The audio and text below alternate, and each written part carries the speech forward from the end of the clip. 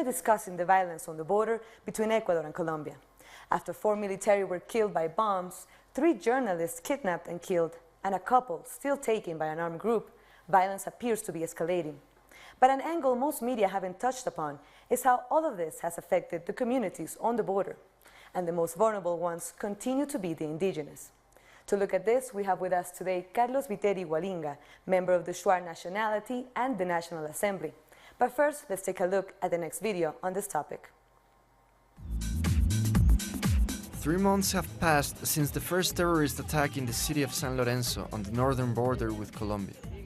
Here, local citizens attempt to carry on in the face of escalating violence. We must not be surprised, because these problems have not come just now. Us, the people who live in the border, know that those Colombian conflicts have always been there, and they don't belong to us. It shouldn't be our problem.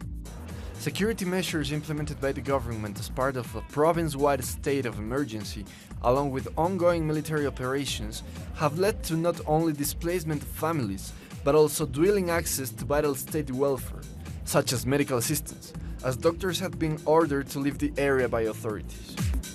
Instead of investing in armed force, they should invest in health and development, because these people are abandoned. The state forgot about us, the citizens, the ones who suffer the consequences. For San Lorenzo residents, doing something as simple as leaving one's home is now a potentially dangerous, often stressful activity. However, authorities point the finger squarely at the leader of Oliver Sinisterra armed group, also known as Huacho. He is the person reportedly responsible for at least 10 attacks on the border in the past few months, as well as the now infamous murder of 3 journalists, the killing of 4 soldiers, and the recent kidnapping of a couple who is still missing.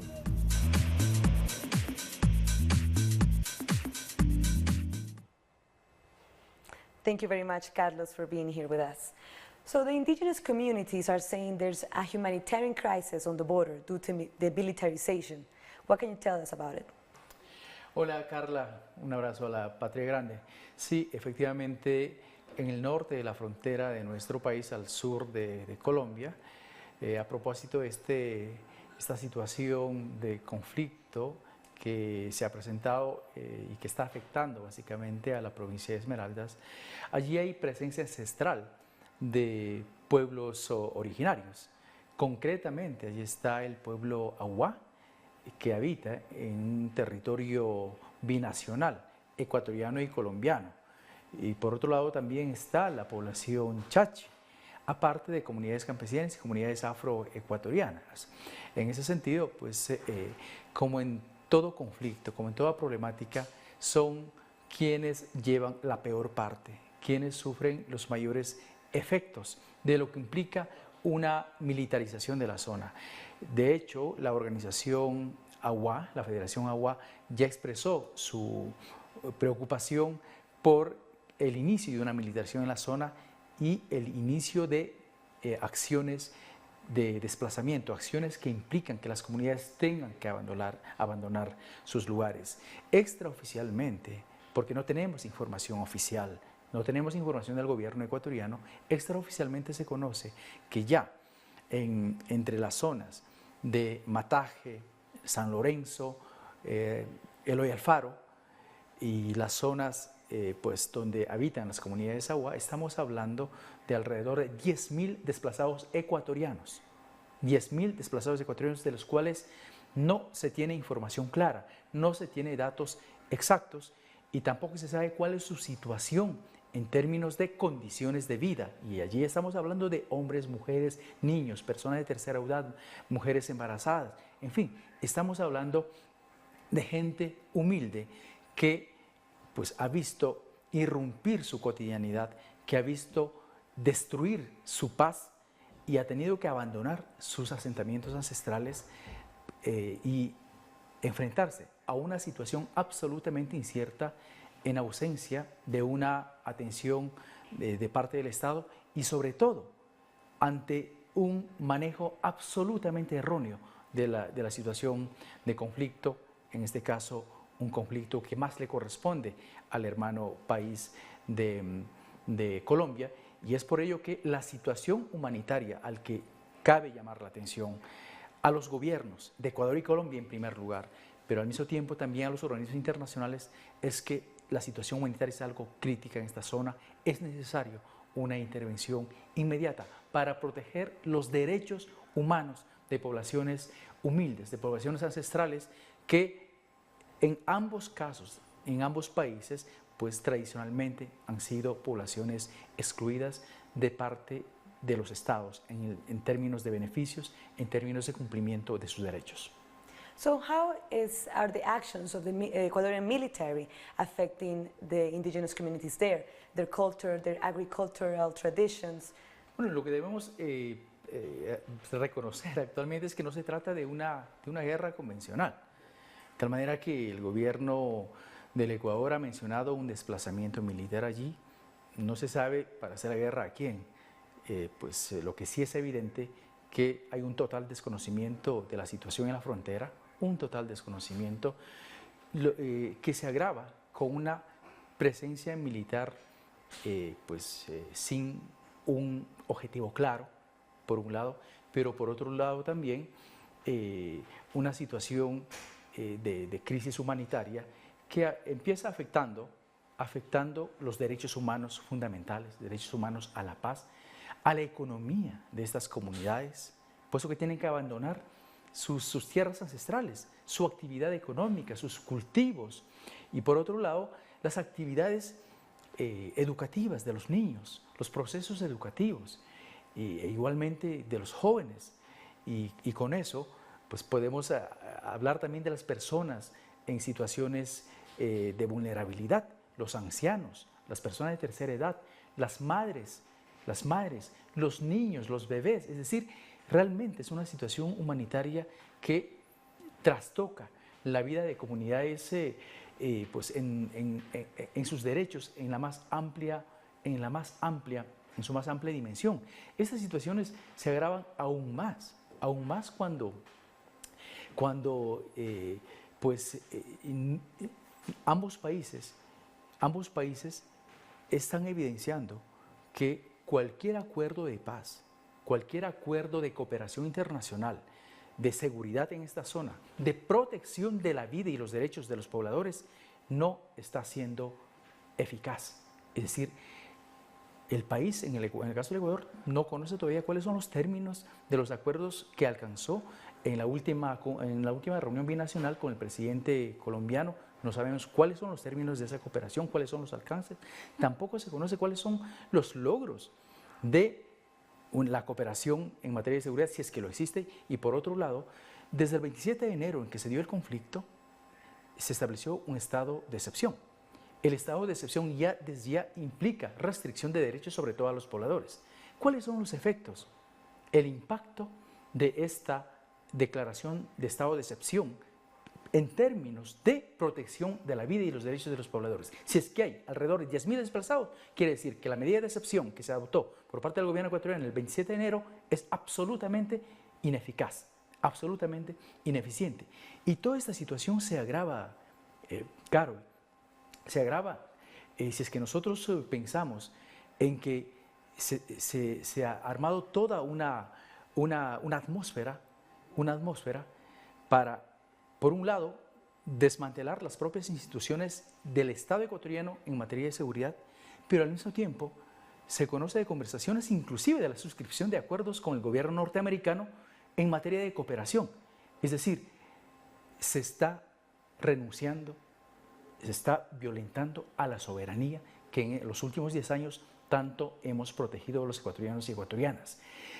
Desconfiar de las propias instituciones del Estado en materia de seguridad, desmantelarlas y acto seguido, pues preferir una presencia militar, una asesoría militar de parte del gobierno de los Estados Unidos, pues ya nos habla a todas luces a dónde conduce esto. Se está utilizando esta situación para crear los argumentos, para inventarse un enemigo interno y justificar decisiones que signifiquen violentar la soberanía del Estado y que retornemos al pasado con el establecimiento de una base militar, de puestos militares, de los tantos que ya existen en Colombia, que ya existen en las hermanas repúblicas de Latinoamérica, eso en primer lugar nuestra Constitución lo prohíbe, pero desafortunadamente estamos viendo que hacia allá nos están conduciendo y el Ecuador desconoce totalmente cuáles son los acuerdos de cooperación con los Estados Unidos. Es decir, tenemos 10.000 desplazados, tenemos comunidades ancestrales amenazadas en su vida, en su integridad cultural, en su integridad social, pero sin embargo se tienen ya acuerdos de cooperación que nadie los conoce, sin tomar en cuenta que Estados Unidos tiene una cooperación de décadas con el vecino país del norte, con varios, por lo menos siete desplazamientos o puestos militares, ¿no?, que no han logrado resolver la problemática. Ecuador no puede comprarse una problemática que el hermano de República de Colombia no la podía resolver en décadas. Es muy importante recuperar la soberanía, es muy importante transparentar la información, pero sobre todo una acción vigorosa orientada a proteger la vida, a proteger los derechos de estas poblaciones. So let's go back to that strategy that you were talking about. If not militarization, if not more troops to the border, what should be the strategy to attack this problem? Bueno, yo creo que no se requiere ser especialistas militares, pues no se requiere ser lumbreras para aplicar el sentido común. El Estado ecuatoriano tiene como misión constitucionalmente de proteger, de velar por la seguridad, por la vida de los ecuatorianos y ecuatorianas. No se puede demagógicamente hablar de una intervención militar que, aparte de los costos económicos que aquello implica, no nos conduce a nada, no tiene ningún objetivo. Mover infraestructura militar, maquinaria, tanques, como se ha visto, camiones, aparte del enorme costo económico, también resulta ineficiente o ineficaz si es que estas carecen de objetivos. Lo que hay que pensar es una presencia del Estado en función de derechos. ¿Esto qué implica? Una presencia de las instituciones del Estado para proteger la salud, empezando por los más vulnerables. La salud, la mejor atención y dotación de servicios de salud de excelencia en todas las zonas de frontera, no únicamente en la frontera norte, en todas las zonas de frontera. Ecuador tiene tres frentes limítrofes con Perú y Colombia. Y por otro lado, pues asegurar, proteger de que los procesos económicos, todas las actividades económicas no se vean interrumpidas, porque estamos hablando de personas de escasos recursos cuyas actividades se ven afectadas con la irrupción de una presencia militar. Es muy importante proteger las actividades de la gente. Por otro lado, cuidar la integridad cultural de la gente, la integridad cultural que habita históricamente en estos territorios, que tiene su cosmovisión y sus sistemas de manejo de su territorio, que no pueden ser reemplazadas con un desplazamiento a otras zonas. Eso es matar a un pueblo. Y por otro lado, obviamente, asegurar servicios básicos de calidad como agua, como energía, como alcantarillado, accesibilidad, buenos caminos, conectividad, todo aquello se requiere. Todo aquello que un ser humano hoy por hoy necesita, todo aquello todos aquellos servicios básicos que hoy son derechos humanos, por los que Ecuador trabajó y luchó muchísimo en los últimos 10 años, pero que en este último año se ha retrocedido enormemente. Y la única respuesta que se tiene es que la intervención militar es la respuesta. No lo es. Ecuador no puede contradecirse ni con su constitución, que es el mayor pacto social que el Ecuador alcanzó con la constitución de Montecristi, no puede contradecirse ni ir por encima de esta constitución,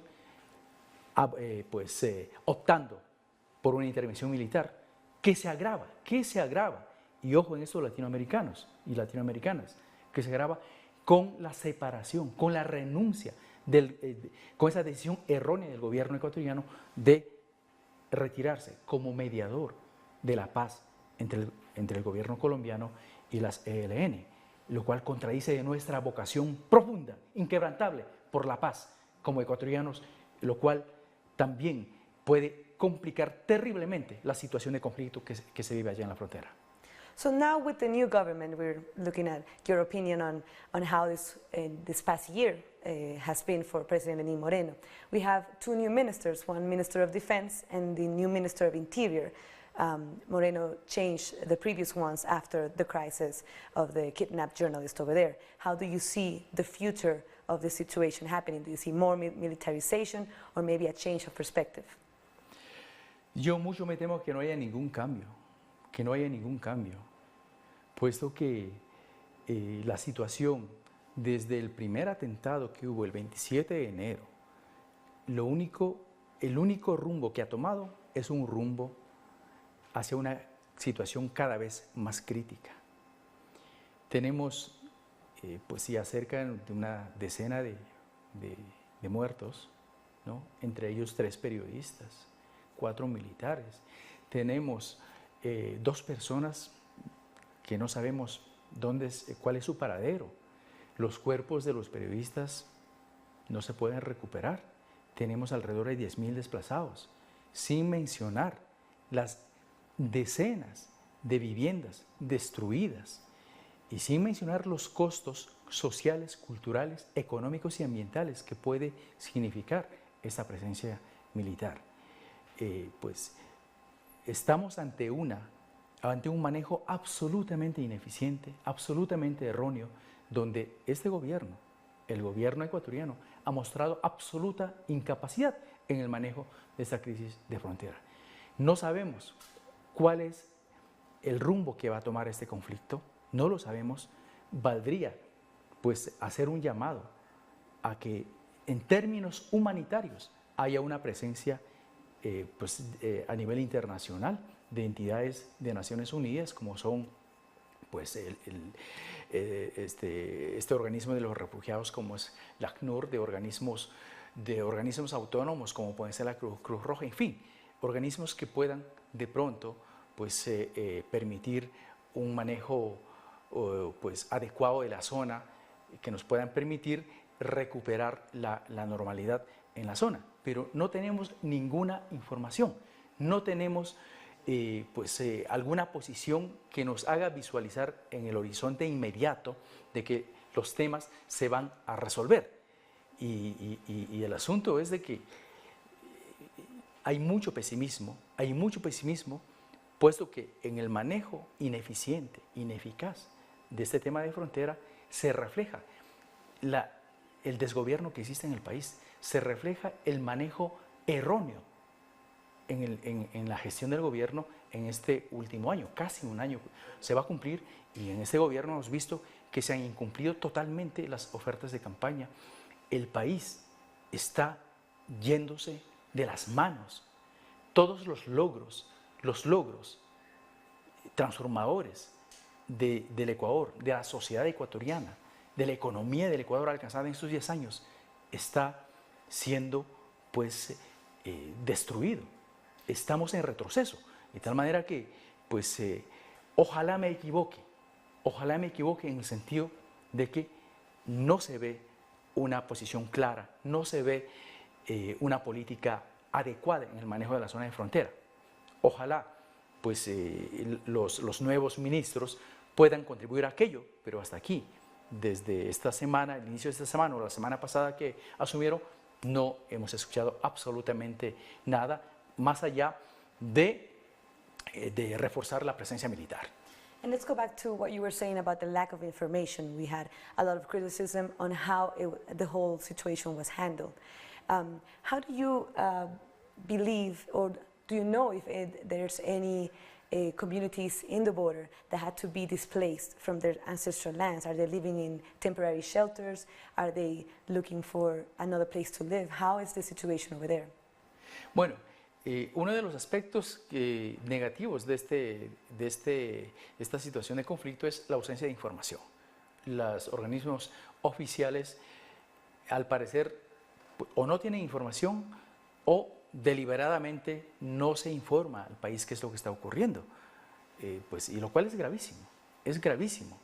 Lo que se sabe es que los desplazados se encuentran en albergues temporales en unos casos o en comunidades vecinas, pero cualquier persona, cualquier televidente que forzosamente resulta desplazado de su lugar de hábitat ya es una situación grave.